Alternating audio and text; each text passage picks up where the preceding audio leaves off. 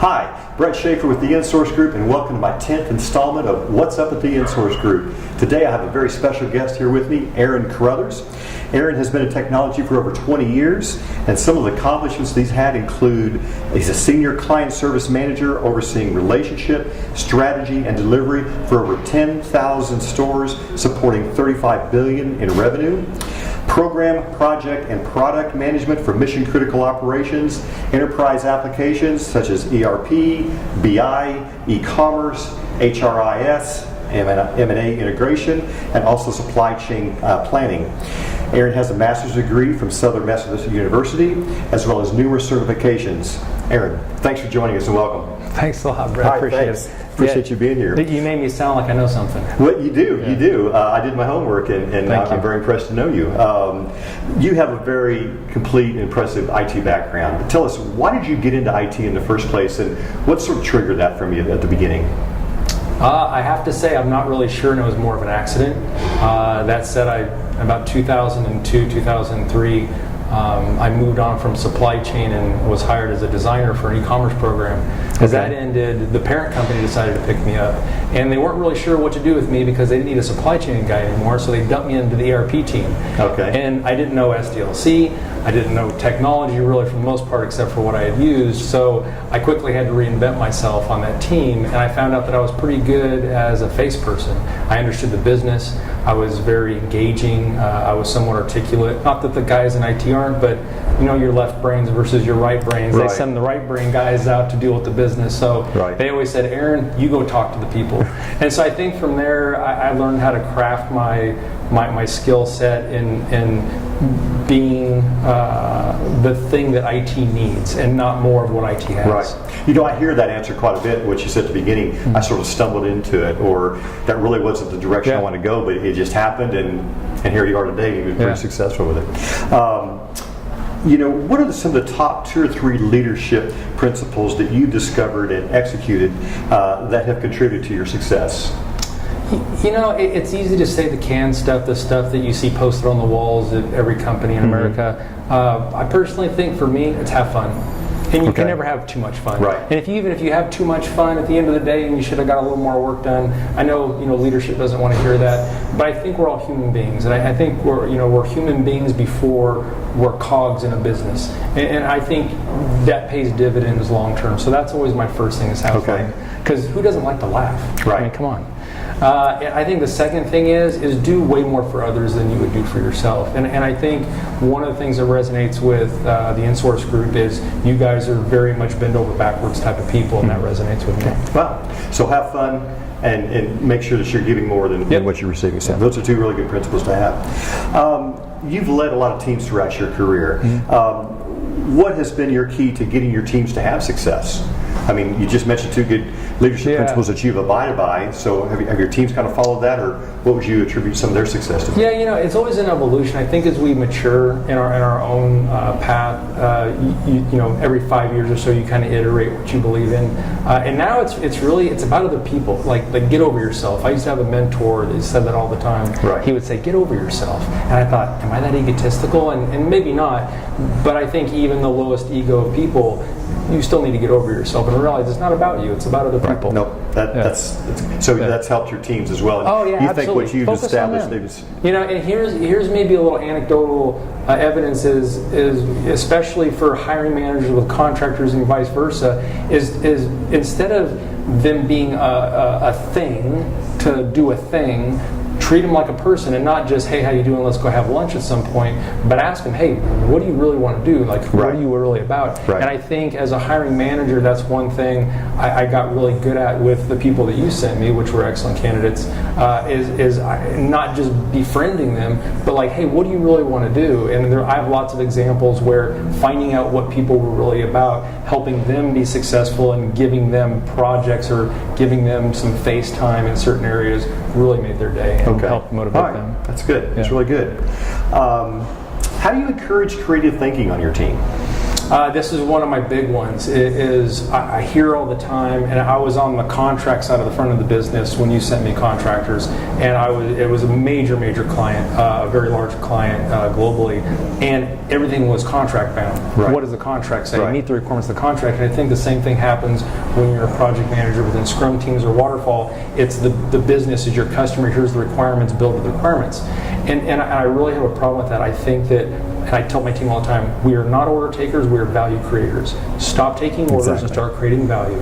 And sometimes there's going to be a little bit of conflict there, and you have to figure out how to get through that. But the philosophy is build value, not orders. That's good stuff. That's good stuff. What has been one of you or your team's greatest accomplishments?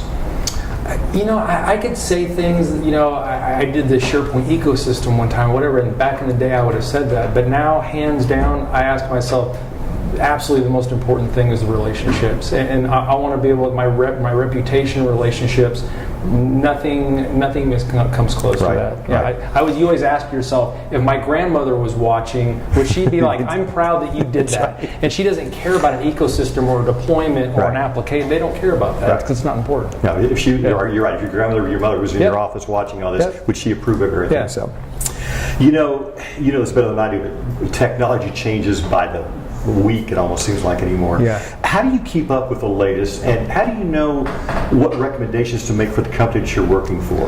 That's always something that's always kind of puzzled me. So I have to claim complete ignorance and no effort put into languages. That's something that I'm not really savvy in, I stay away from. But with that said, the advancements in security, AI, especially cloud. Right.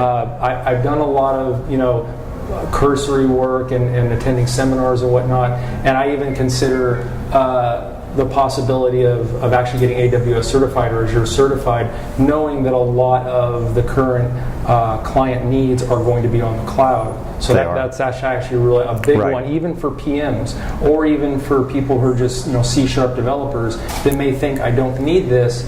It's for an environmental understanding. I think it's important to be a practitioner. You've seen some of our recs, haven't you? Yeah. You're right. Project manager needs to have AWS, and some of the developers need to have. You're absolutely right.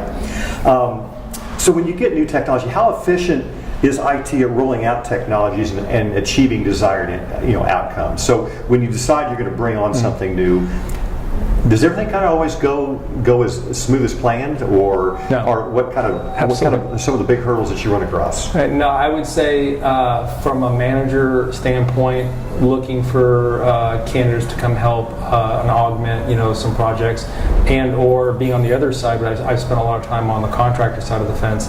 IT is inevitably just a terribly planned department, and I think there's some natural causes for that. IT is kind of this ancillary support mechanism to the core of the business, which is operations or sales. Okay. And there's this downstream whip effect that happens at IT where you're building up tech debt because, quite frankly, your business may not business roadmap or have their portfolio in line, and then there's the separate function of IT, and then they come together, and whatever inefficiencies you have just throws this whip effect, and at the end of the whip, which is IT of delivery, you just get a ton of inefficiency. And quite frankly, I think communication is maybe the number one skill set that hiring managers need to have, that I think as good as you think you are, you're never good enough.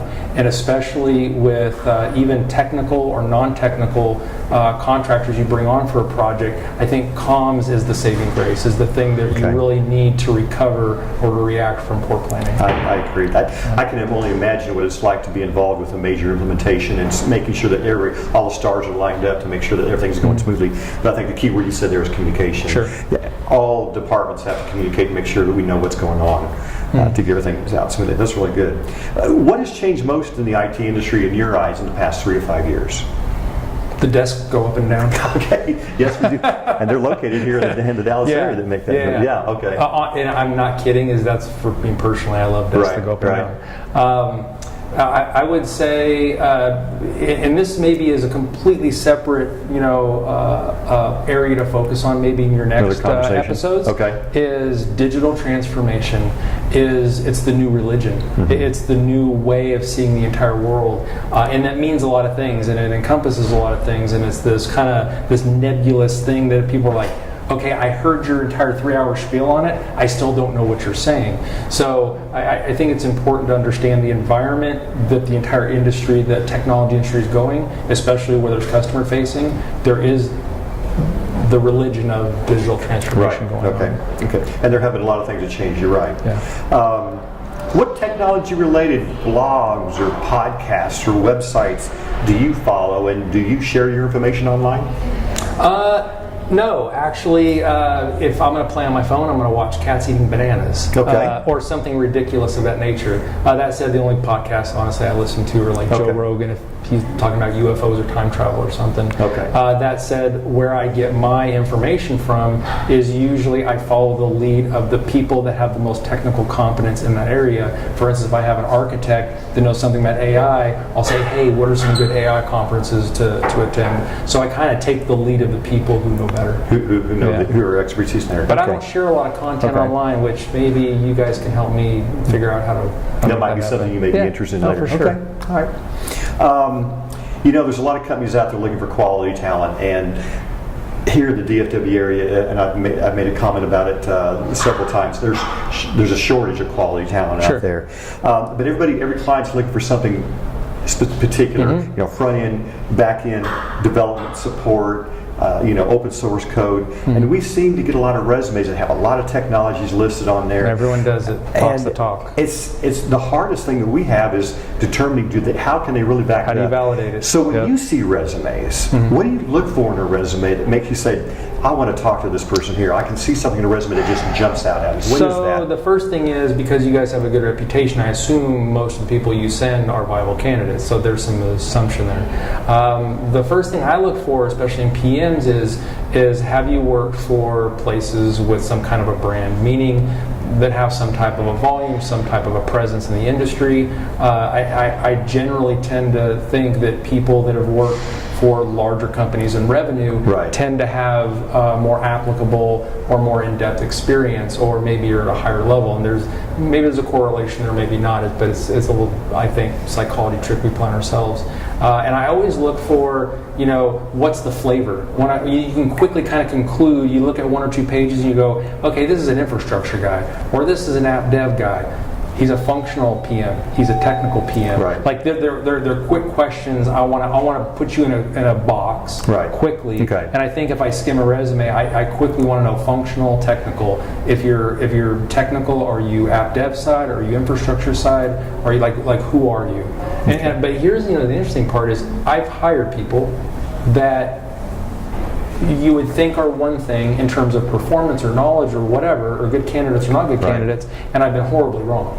Or not horribly wrong. In some cases, I didn't think someone was a good candidate because they didn't have the things that I needed. Not that this is common, but sometimes you have to kind of roll the dice, and there's maybe intangibles. So personally, I kind of tend to look for intangibles, especially when I need a functional person versus a technical person. It's interesting. You can look at a bunch of resumes and say, yeah, let's go ahead and interview all 4 of these candidates. And you come in and you say, well, this person on paper looks to be the best. Yet after you see these 4 people in person, you're like, this person over here was the one you're going to hire. Personality means so much in the interviews itself. How well they're going to fit in with your team. I think you can feel it. Like people, you don't even have to be a civilized human being. I think you can feel it. When I meet you, I know who you are. Like immediately, I can tell who you are. I think with candidates, if you're intuitive and you listen to your instinct, you can feel who someone is pretty quickly. What advice would you give to a hiring manager, knowing that there's a talent shortage out there in the IT industry? What advice would you give a hiring manager when you're looking at candidates? The first thing that comes to mind is Julian, the producer of this video. He had a really good seminar with a big crowd and had a brand. And I think if you're not branding in this market where it's very favorable to the employee and the contractor, it's an employee's market right now. And you really have to come with it. You really have to go hard in the paint if you want the good people. And you got to have a firm who's really ready to invest. And you have to be a kind of company that they're going to go out and make that investment, and you're going to be able to turn around and not only retain that or acquire that person, but retain them. And it's, Julian can talk more about that. Yeah. We'll see if he's available next week. We'll for talk sure. with him. Yeah. How's that? So if you find somebody you like, it's not only finding the right candidate, but making sure that you're selling yourself and the you organization. have to be attractive. Because you got, it's sort of totally right. reversed. Yeah. Like you That's have to right. win. You have to win those Right. people over. Give them a reason. Yeah. Okay. How would you describe your experience of working with the InSource Group? I thought about this for a while, and I came up with, I feel like an investment, not a transaction. That's the best way I can talk about all of the experience that I have with you guys. So thank you for that. That's good. Yeah. That's a good thing to say. Yeah. Why would you even recommend a candidate to the InSource Group? I would say in my experience, I don't know how you treat everyone else, but I know how you treated me and how you treated the people that you've sent to me. And I would recommend you guys because I think if somebody is a legitimate candidate, you guys will sell them. Even if you don't find a place for them in that one instance, you know what you have in your stable. And I think you guys are very upfront, very honest, and you know this person's good at X, Y, Z, and then the next time an opportunity comes up, you'll say, here, I'm going to send you a few people. Pay attention to this guy, or I'll give you feedback and say, wow, I really like this guy, and you say, I knew that's the guy you were going to pick. That's great. Well, thank you. Why would you recommend a client to the InSource Group? I would say, the overall experiences I've had with you guys, feeling like an investment. I would say that's the biggest thing. Is the one thing that I feel like you guys do really well is a lot of previous companies that I've dealt with, it's very transaction oriented. You feel like you can feel the transaction. Mm-hmm. You can feel the scope is around the transaction and the attention. And I feel like with you guys, even now, like you guys have done personal favors for me outside of the scope of what's required to make money. You guys have done professional favors for me when I was in a kind of a corner.